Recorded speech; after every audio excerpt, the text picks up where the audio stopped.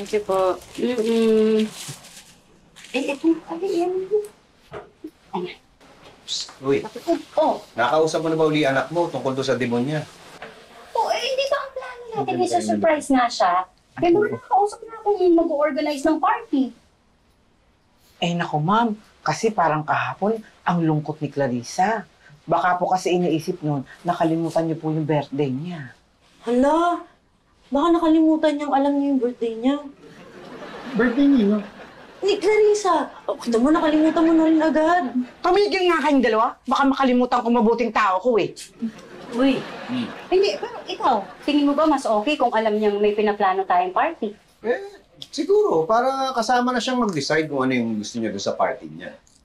Ay ma'am, ang mabuti pa po, dahan-dahanin yung tanongin si Clarissa kung anong gusto niya sa birthday niya. Ay, wag ate baby. Bakit? Ay, kasi baka matagalan si Mang kapag dinahandahan niya. Ma'am, dapat po bilisan niyo po yung pagsasalita kasi malapit na po yung birthday ni Clarissa.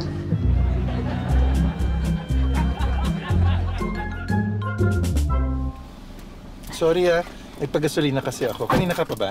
Hindi po. Katatapos lang din naman namin.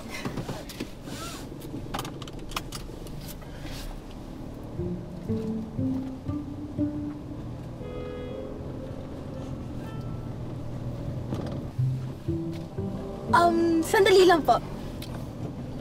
Nakakalurky. Bakit? May nakalimutan ka ba? Ay, wala po. Pwede niyo po bang patayin yung makina tapos paandarin niyo ulit? Pwede naman.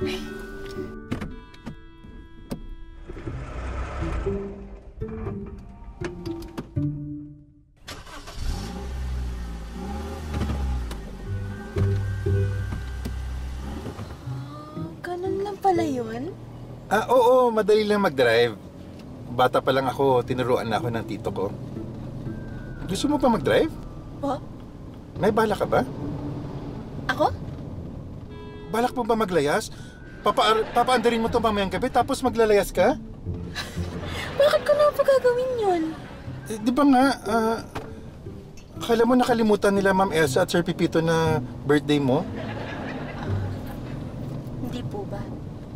Hindi, may plano nga ang bonggang party si Ma'am sa dibu mo. Kaso lang baka hindi na matuloy. Ay, bakit po? Kasi di ba nga, naisip mo na nakalimutan nila. Kaya sasabihin na lang nila sa'yo. Naku, nakalimutan ko. Ang alin? Nakalimutan ko na hindi ko pala dapat sabihin sa'yo to. Nay, hello po.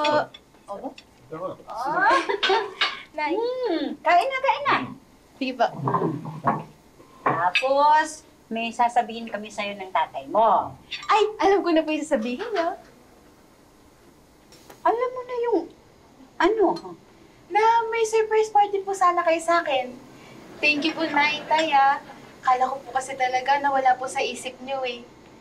kung batang to, paano namin makakalimutan, paano mo mawala sa isip namin? Isa yun sa pinaka-importanteng araw ng buhay mo. At saka, teka, paano mo nalaman? Sorry po, sabi ko. Pero huwag po kayong mag-alala. Naitanong ko po sa kanya kung ano gusto niya regalo. Ano? Kotse po. Kotse? Hindi po.